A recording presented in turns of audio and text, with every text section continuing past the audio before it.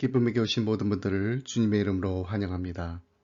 이 시간 우리 조용히 기도하시면서 하나님 앞으로 나아가겠습니다. 그러므로 주께서 친히 징조를 너에게 주실 것이라. 보라, 처녀가 잉태하여 아들을 낳을 것이요 그의 이름을 임마누엘이라 하리라. 하나님은 영이시니 예배하는 자가 영과 진리로 예배할지니라.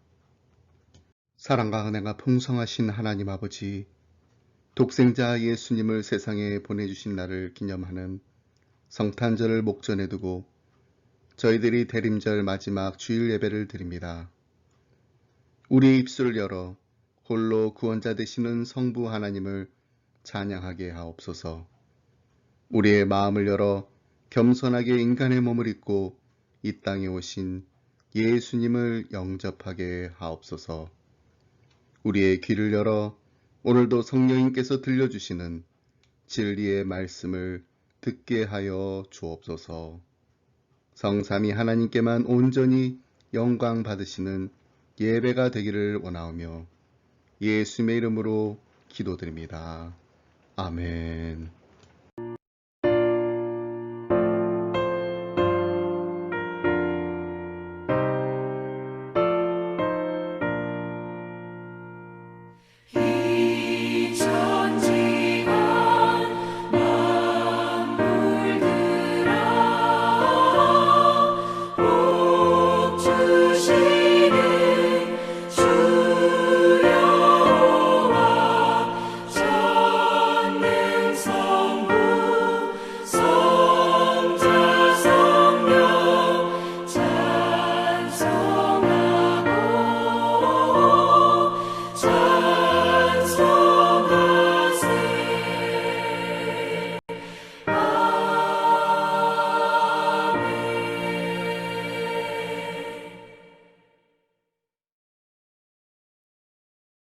사도신경으로 우리의 신앙 함께 고백하겠습니다. 나는 전능하신 아버지 하나님, 천지의 창조주를 믿습니다. 나는 그의 유일하신 아들, 우리 주 예수 그리스도를 믿습니다. 그는 성령으로 잉태되어 동정녀 마리에게서 나시고 본디어 빌라도의 고난을 받아 십자가에 못 박혀 죽으시고 장사된 지 사흘 만에 죽은 자 가운데서 다시 살아나셨으며 하늘에 오르시어 전능하신 아버지 하나님 우편에 앉아 계시다가 거기로부터 살아있는 자와 죽은 자를 심판하러 오십니다. 나는 성령을 믿으며 거룩한 공교회와 성도의 교제와 죄를 용서받는 것과 몸의 부활과 영생을 믿습니다. 아멘.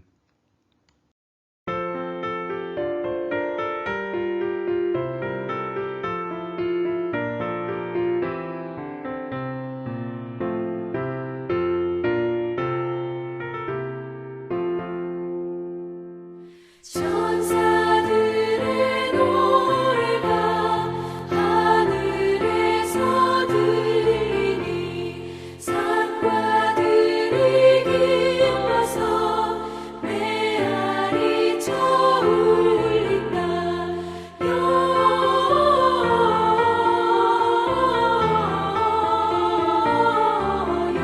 영광을 높이 계신 주께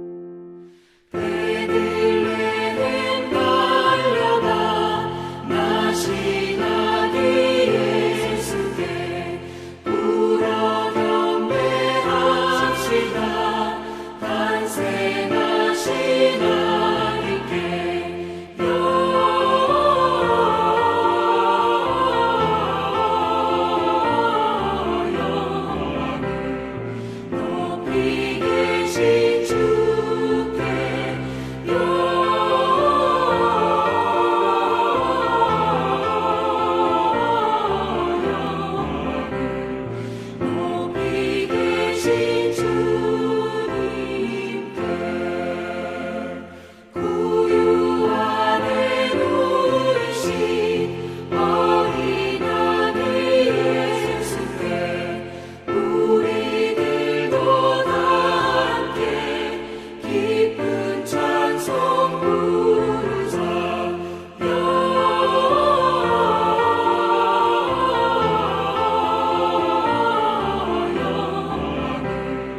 높이 계신 주께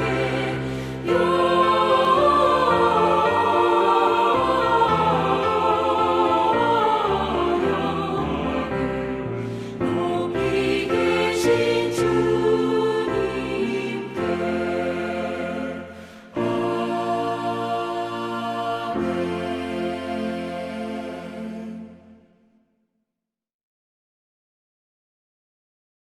오늘 우리 함께 나눌 말씀은 로마서 5장 1절로 11절 말씀입니다. 그러므로 우리가 믿음으로 의롭다 하심을 받았으니 우리 주 예수 그리스도로 말미암아 하나님과 화평을 누리자. 또한 그로 말미암아 우리가 믿음으로 서 있는 이 은혜에 들어감을 얻었으며 하나님의 영광을 바라고 즐거워하느니라. 다만 이뿐 아니라 우리가 환난 중에도 즐거워하나니 이는 환난은 인내를, 인내는 연단을, 연단은 소망을 이루는 줄 아미로다. 소망이 우리를 부끄럽게 하지 아니함은 우리에게 주신 성령으로 말미암아 하나님의 사랑이 우리 마음에 부은 바 되느니 우리가 아직 연약할 때 기약한 대로 그리스도께서 경건하지 않은 자를 위하여 죽으셨도다. 의인을 위하여 죽는 자가 쉽지 않고 선인을 위하여 용감히 죽는 자가 혹 있거니와 우리가 아직 죄인 되었을 때 그리스도께서 우리를 위하여 죽으심으로 하나님께서 우리에 대한 자기의 사랑을 확증하셨느니라. 그러면 이제 우리가 그의 피로 말미암아 의롭다 하심을 받았으니 더욱 그로 말미암아 진노하심에서 구원을 받을 것이니 곧 우리가 원수 되었을 때 그의 아들의 죽으심으로 말미암아 하나님과 화목하게 되었은즉 화목하게 된 자로서는 더욱 그의 살아나심으로 말미암아 구원을 받을 것이니라. 그뿐 아니라 이제 우리로 화목하게 하신 우리 주 예수 그리스도로 말미암아 하나님 안에서 또한 즐거워하느니라. 아멘. 크리스마스에 담긴 하나님의 약속 세 번째 시간입니다. 지난주 생명의 떡, The Bread of Life로 오신 예수님께서 우리에게 약속하신 영원한 생명에 이어 오늘은 환난 중에도 누리게 되는 기쁨, 조이에 대해 말씀을 나누도록 하겠습니다. 먼저 여러분들께 질문 하나를 드리겠습니다. 오늘 나의 삶이 얼마나 즐거우신가요? 만약 1에서 10까지 표시를 한다면 어느 정도로 즐겁다고 답하실 수 있으신가요? 솔직하게 한번 마음속으로 점수를 매겨보시길 바랍니다. 나는 매일 아침 눈 뜰 때마다 얼마나 행복한지, 그리고 매일 저녁 잠자리에 들면서 오늘 하루도 귀한 하루를 주신 것에 대한 감사가 넘치는지 자신에게 물어보시길 바랍니다. 2020년 한 해를 보내면서 우리는 얼마나 하나님께 감사하는 마음으로 날마다 주님과 동행하는 기쁨이 넘치는 삶을 살았나요? 여러분, 올 한 해뿐만 아니라 지금까지 지내온 삶을 뒤돌아볼 때 믿음으로 의롭다 함을 얻은 우리에게 주신 하나님의 축복이 얼마나 많은지 받은 법을 세어보면 볼수록 놀라지 않을 수가 없습니다. 먼저 우리는 하나님과 화목하게 되었습니다. 이것은 완전한 화평입니다. 그렇다면 왜 우리가 얻은 하나님과의 화평이 완전한가요? 그 이유는 바로 우리의 행위가 아닌 그리스도의 공로로 말미암아 주어진 화평이기 때문입니다. 그래서 이제 우리는 하나님의 은혜의 보좌 앞으로 담대하게 나아갈 수 있는 특권을 누리게 되었습니다. 그리고 우리가 하나님 아버지께 무엇이든지 구하면 가장 좋은 것으로 응답하시는 하나님의 놀라운 사랑을 날마다 체험하면서 살 수 있게 되었습니다. 그래서 저는 신실하신 하나님, 실수가 없으신 좋으신 나의 주, 이 찬양을 부를 때마다 너무너무 감사합니다.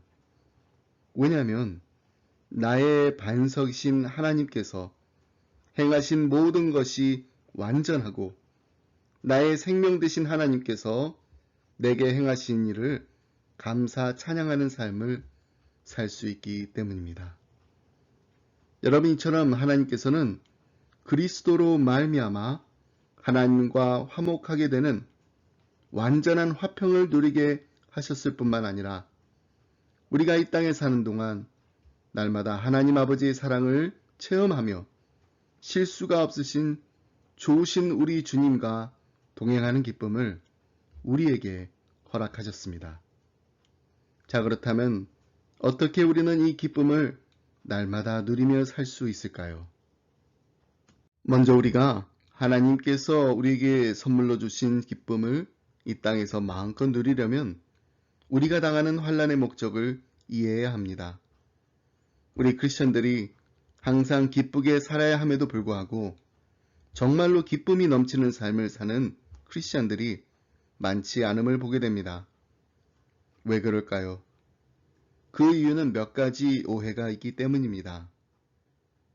많은 크리스천들이 오해하고 있는 것 중에 하나가 바로 우리를 향한 하나님의 뜻입니다. 한국교회 초기 시절 미국 선교사님들이 한국에 와서 이해하지 못한 것 중 하나가 한국 성도들의 얼굴이 너무 심각하다라는 것이었습니다.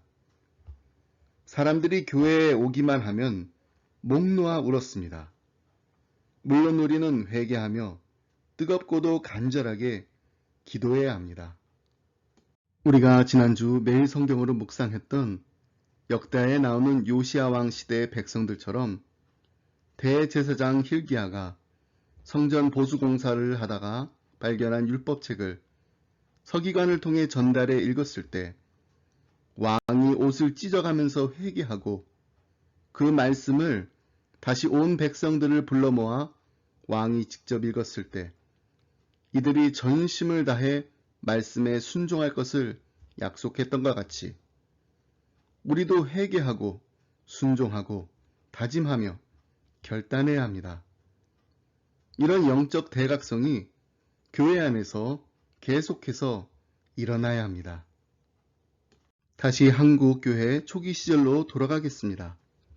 미국인 선교사님들이 한국 교회의 성도들을 보면서 이해가 되지 않았던 부분은 목 놓아 울면서 회개하며 뜨겁게 기도하는 모습이 아니라 교회에 오기 전에는 웃다가도 교회 안에 들어서기만 하면 얼굴이 굳어진다는 것이었습니다.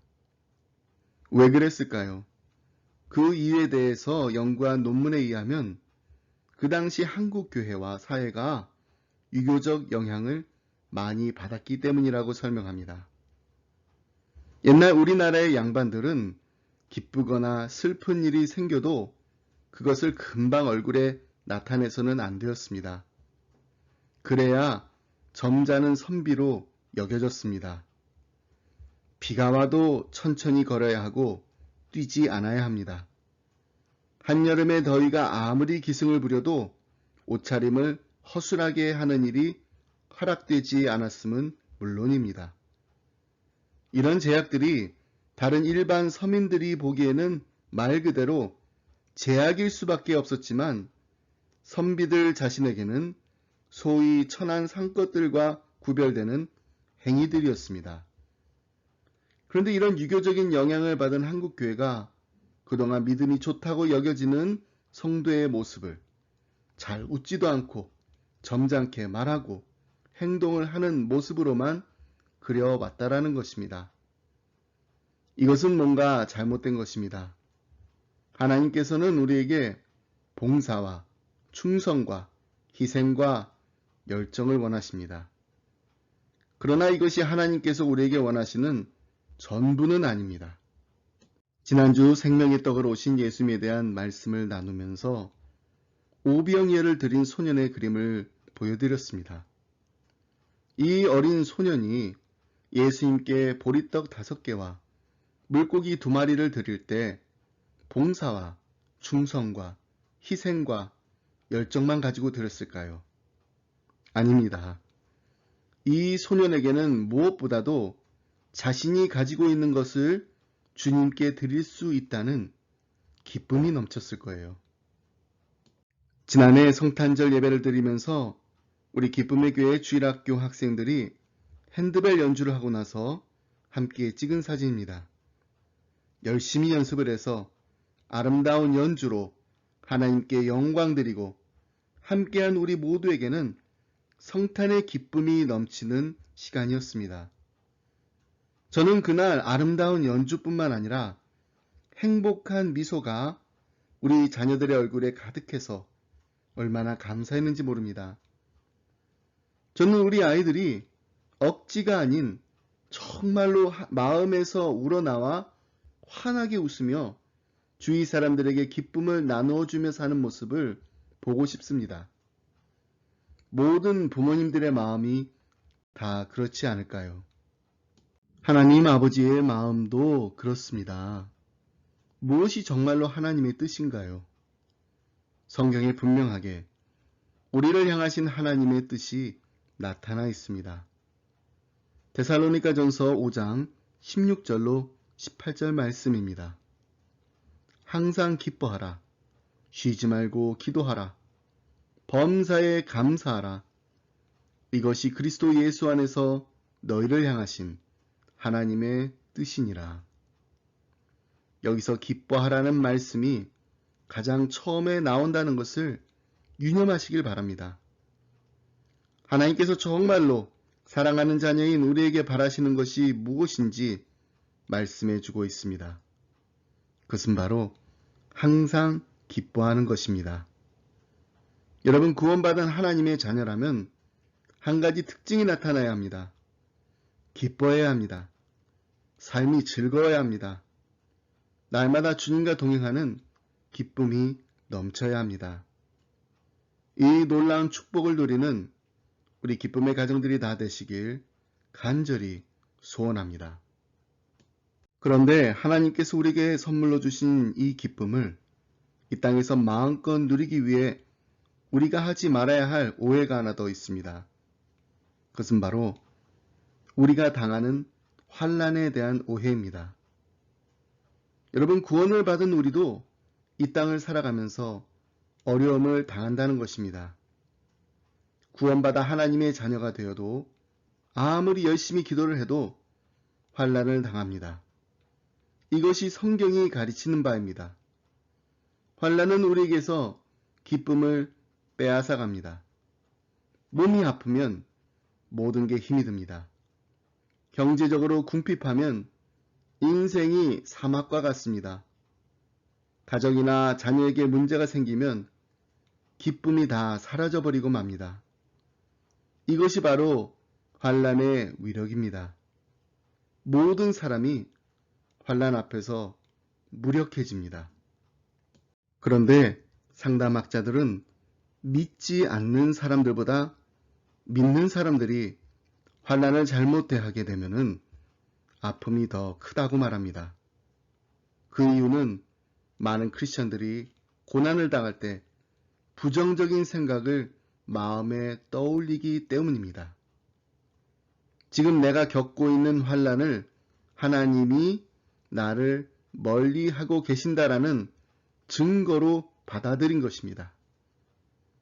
그래서 우리는 평탄한 삶은 곧 하나님이 나를 사랑하는 것이고 환난이 찾아오는 삶은 하나님이 나를 사랑하지 않으신다라는 왜곡된 생각을 갖고 살아갑니다. 삶이 평탄하면 하나님이 사랑하신다고 믿습니다. 그런데 환난이 오면 하나님이 나를 버리셨다라고 단정합니다. 이러한 환난에 대한 오해가 우리로 하여금 환난의 무게 위에 버림받았다라는 아픔을 더하게 합니다. 그래서 상담학자들은 우리 크리스천들이 환난에 더 취약할 수 있다고 지적하는 것입니다. 그래서 우리는 우리가 당하는 환난에 대한 올바른 이해가, 성경적인 이해가 필요합니다. 3절 말씀 함께 보겠습니다. 다만 이뿐 아니라 우리가 환난 중에도 즐거워하나니. 우리는 이 말씀을 통해서 우리가 어떤 자들이라는 것을 알 수가 있습니다. 우리는 환난 중에도 즐거워하는 자들입니다. 그런데 어떻게 이것이 가능한가요? 우리가 환난의 목적을 올바로 이해할 때 가능합니다. 여러분, 환난의 목적이 무엇입니까? 하나님께서는 왜 우리에게 환난을 허락하시는 겁니까? 성경은 이렇게 분명히 말씀합니다. 3절로 4절 말씀입니다. 이는 환난은 인내를, 인내는 연단을, 연단은 소망을 이루는 줄 알미로다. 여기서 중요한 단어 하나가 바로 아는 것입니다. 우리가 지금 겪고 있는 환난을 이해하기 위해서는 하나님의 뜻과 목적을 분명히 알아야 합니다. 이 땅에서 우리에게 일어나는 일들 가운데 우연은 하나도 없습니다. 환난도 마찬가지입니다. 하나님의 섭리 아래 있지 않는 환난은 하나도 존재하지 않습니다. 그렇다면 하나님께서는 왜 우리에게 환난을 허락하시는 것일까요? 그 이유는 바로 우리가 인내를 배워 연단되어야 하기 때문입니다. 여기서 연단이란 말은 순금을 얻기 위해 용광로에서 재련하는 과정을 의미합니다. 그렇습니다. 환난은 우리의 성품을 연단합니다. 그래서 NIV 성경에서는 연단을 캐릭터, 성품이라고 번역했습니다. 여러분, 우리가 부인하고는 싶지만 우리의 성품과 우리의 인격은 환난을 통해 순전해지는 것을 보게 됩니다. 평탄하고 모든 일이 다 잘 풀릴 때에 우리의 성품이 연단될 수 있다면 얼마나 좋겠습니까? 그런데 그렇게 되지가 않습니다. 우리 안에 있는 수많은 죄성과 잘못과 나쁜 습관들이 무엇을 통해 사라지게 되나요? 그것은 놀랍게도 연단을 통해서입니다. 연단이 있어야지 순금을 뽑아낼 수가 있습니다. 그래서 우리에게는 이 연단의 과정이 있어야 합니다. 그리고 우리가 이 연단의 과정을 잘 참고 인내하게 되면 우리 안에 불순물이 걸러지게 되고 우리로 하여금 회개하며 잘못을 끊어버리게 만듭니다. 이것이 바로 하나님께서 우리에게 환난을 허락하시는 이유입니다. 그래서 욥은 그가 경험한 고난의 체험을 통해 이렇게 간증합니다. 욥기 23장 10절 말씀입니다. 그러나 내가 가는 길을 그가 아시나니 그가 나를 단련하신 후에는 내가 순금같이 되어 나오리라. 시편 기자도 고난의 유익과 귀중함을 이렇게 고백했습니다. 고난 당하기 전에는 내가 그릇 행하였더니 이제는 주의 말씀을 지키나이다. 고난 당한 것이 내게 유익이라 이로 말미암아 내가 주의 율례들을 배우게 되었나이다. 이것이 바로 우리가 당하는 환난에 대한 올바른 이해이자 고난의 유익입니다. 고난이 우리로 하여금 하나님으로부터 멀어지게 하는 것이 아니라 더욱더 가까이 나아가게 하는 길이 됨을 잊지 마시고 우리의 고난 가운데 함께 하시는 하나님과 날마다 동행하는 기쁨이 함께 하시길 주님의 이름으로 축복합니다. 두 번째로 하나님이 주시는 기쁨을 누리려면 우리를 향한 하나님의 사랑을 이해해야 합니다. 이 기쁨의 비밀이 5절 말씀에 담겨져 있습니다. 소망이 우리를 부끄럽게 하지 아니함은 우리에게 주신 성령으로 말미암아 하나님의 사랑이 우리 마음에 부은 바 됨이니, 하나님께서는 우리의 마음에 하나님의 사랑을 넘치도록 부어주셨습니다. 하나님께서 항상 우리에게 나는 너를 사랑한단다, 내가 너를 얼마나 사랑하는지 아느냐고 말씀하십니다. 그런데 이 속삭임이 환난 중에서 더 진하게 들리게 됩니다. 계속해서 6절로 8절 말씀 함께 보겠습니다. 우리가 아직 연약할 때에 기약대로 그리스도께서 경건하지 않은 자를 위하여 죽으셨도다.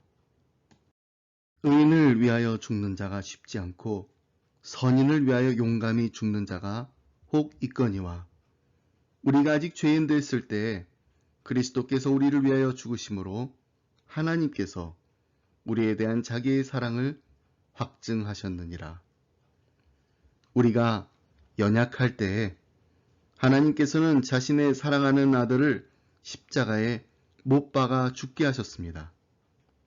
의인을 위하여 죽는 자가 가끔 있을 수 있고 선인을 위하여 용감히 죽는 자도 가끔 있을 수 있지만, 경건하지 못한 자, 죄인 된 사람을 위하여 대신 죽겠다고 나서는 자는 세상에 없습니다.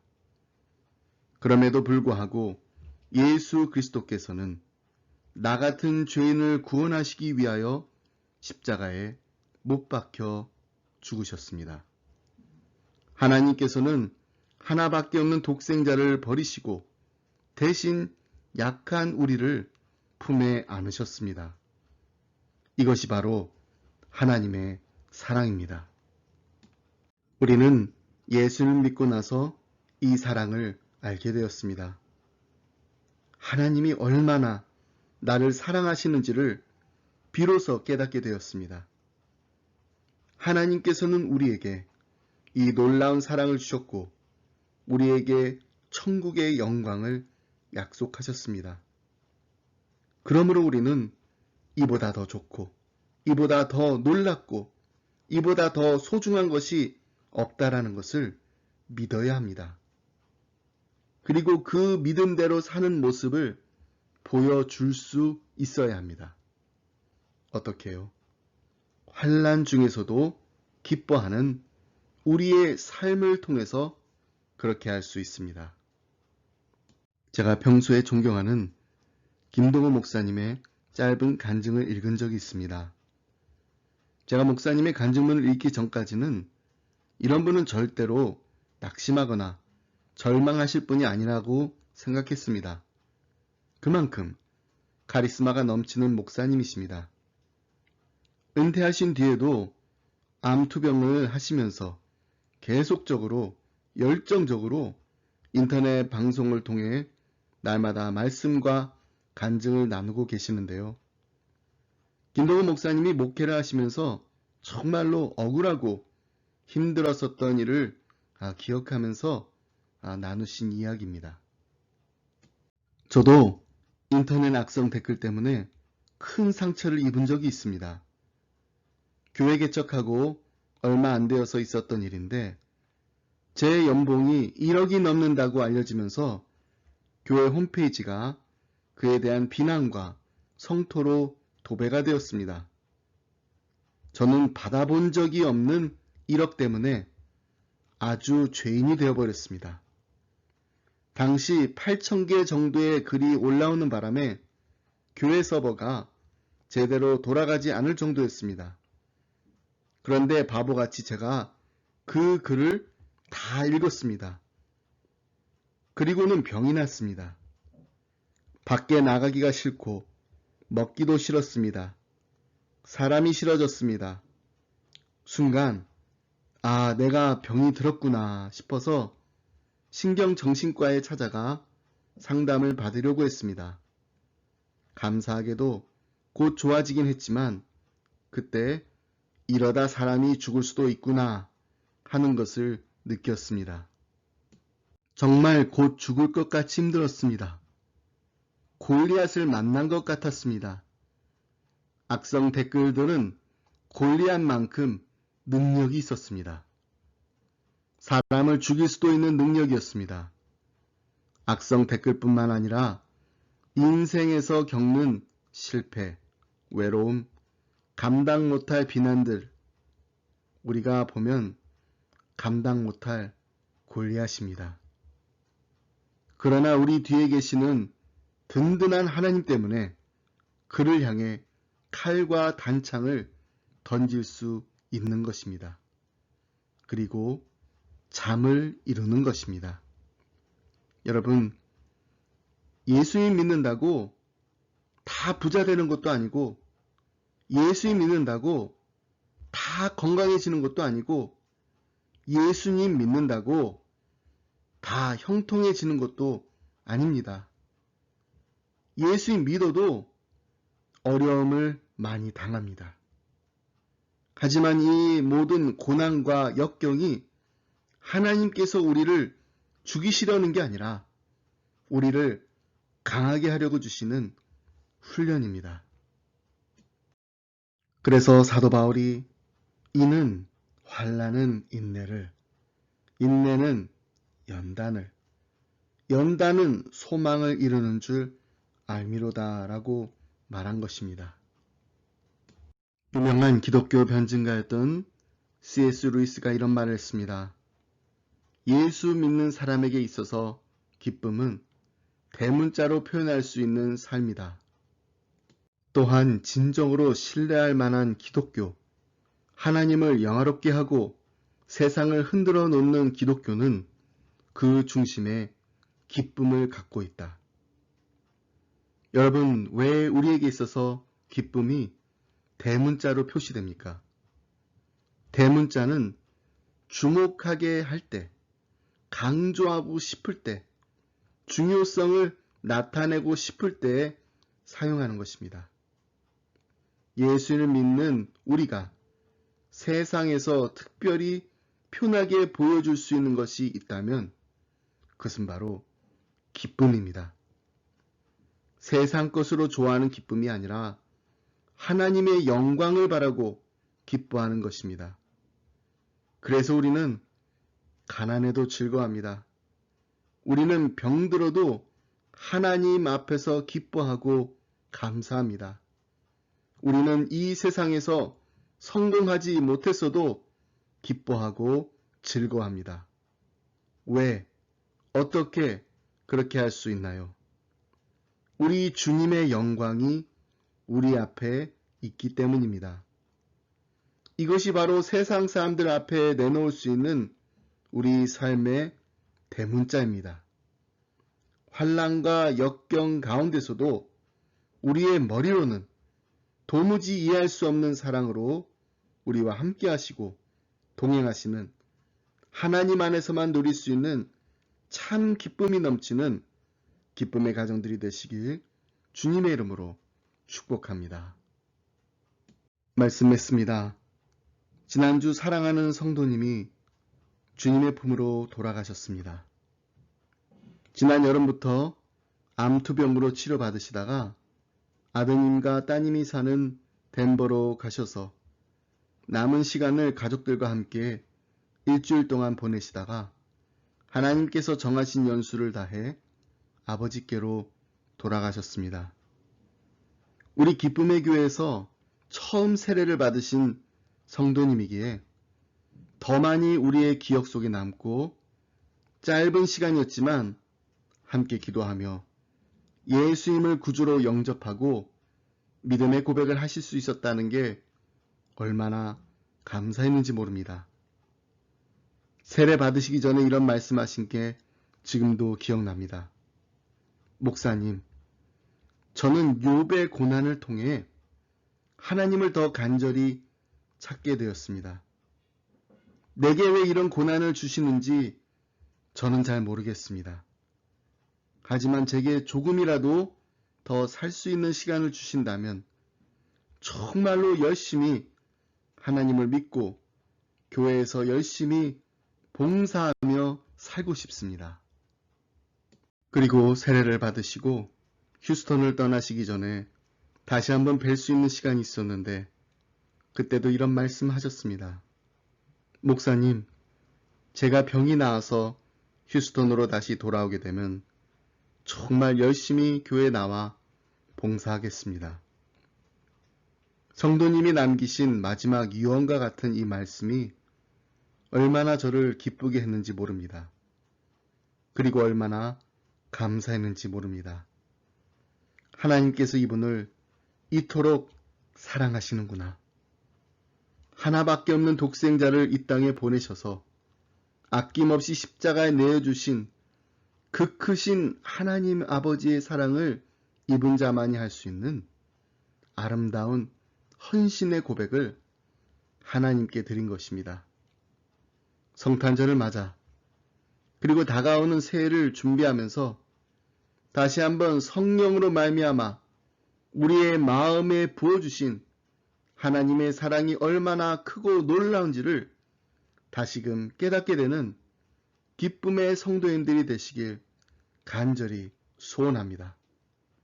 그리고 주님과 날마다 동행하는 기쁨이 넘칠 뿐만 아니라 주님의 기쁨이요 주님의 자랑이 되는 순금 같은 기쁨의 가정들이 다 되시길 주님의 이름으로 축복합니다.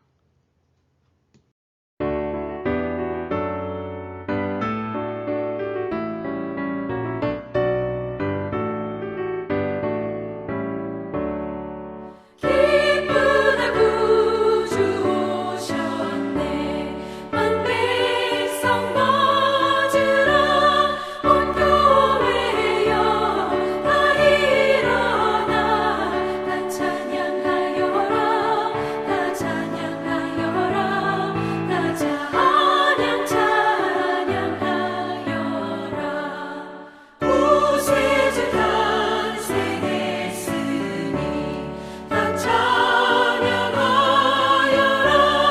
이 세상에 만물들아 다 화답하여라 다 화답하여라 다 화답하여라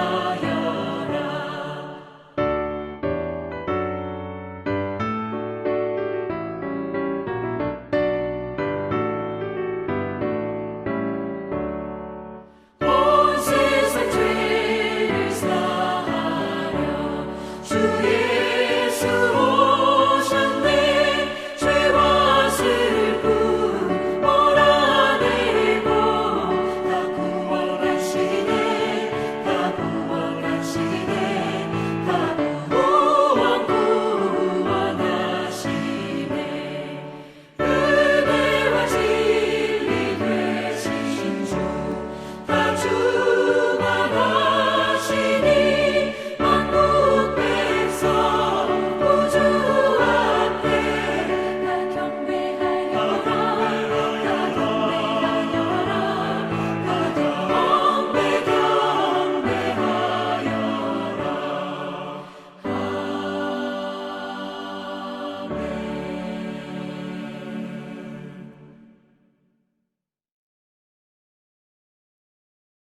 이제는 우리 주 예수 그리스도의 은혜와 하나님 아버지의 그 크신 사랑과 성령님의 감동감화 교통하심이 하나님 우리가 아직 죄인 됐을 때 우리를 위하여서 하나밖에 없는 독생자 예수 그리스도를 아낌없이 십자가에 내어주신 그 크신 사랑에 감사드립니다.